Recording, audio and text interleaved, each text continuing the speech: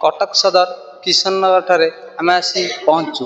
मु रश्मिरंजन महापात्र खबर लाइक स्वागत कर जनशुणाणी शिविर अनुष्ठित होउछि। आज आस आम प्रतिक्रिया नवा। नमस्कार, सुजाता सेठी, किशोरनगर ग्राम पंचायत सरपंच। आज तो जनशुणाणी बहुत सुरुखुर समापित होइछि। हमर 109 जन अभियोगकारी अभियोग करछन्ती। ता भितर हमर मेजोरिटी रहउछि हमर घर आ भत्ता और राशन कार्ड संबंधी अभियोग रहिछि। समस्त प्रतिश्रुति दिखाई सब सर्वे हम जदि घर पर आप्लाय कर घर सर्वे है दिया भत्ता वीडियो सार कहीकि जाइए मुझे चेष्टा करुँची भत्ता जिते जल्दी जार 3500 गला से एज फास्ट एपिक नंबर पड़ी चेक होपर एज जदि 8 ईयर होमर वैकेंसी अनुजाई सांक्शन कराब आ रहा राशन कार्ड संबंधी एमआई सार कहीकि जाइए से गुड़ा सब इनक्वारी कलापर सांक्शन कर।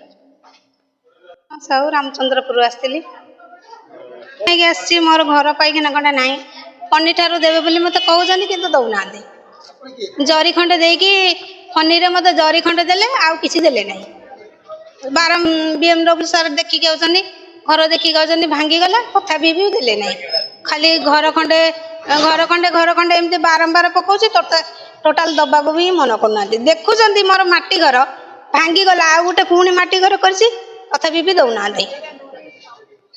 सार तो कहते आशा अच्छी सार देवे बोली। मु चित्तरंजन मल्लिक बारदार नायब सरपंच कार्यक्रम करी जे कि लोक मानू खाली जनशुणाणी वार्ता पहुँचेले ता ठीक नुह कारण जनशुणाणी कार्यक्रम गोटे सरकार जो बाध्यतामूलक जो कार्यक्रम सब अच्छी से निहाती हवा दरकार। पंचायत स्तर में गोटे जिनटा हूँ आम अनुभव करुचु जे आमर जो डिजेबल पर्सन जो मैंने अच्छा से एक्चुअली माने 8 ରୁ एभव डिजेबल अच्छी कि डिजेबल ये कम परसेंटेज दौरान यहाँ कि एक्चुअली ठीक नुह। तापर आउे आमर हूँ जो अंत्योदय गृह योजना हो प्रधानमंत्री आवास योजना हो जो मु नायब सरपंच हिसाब से एति कहबी तो आम जेकि जिते सेगुड़ाक जापारू आम आइडेंटिफाई करूँ से प्रकृत पाइबार योग्य लोक तदर वंचित रोचंती। या प्रति सरकार को बार्ता दूचे या प्रति ध्यान दिंतु।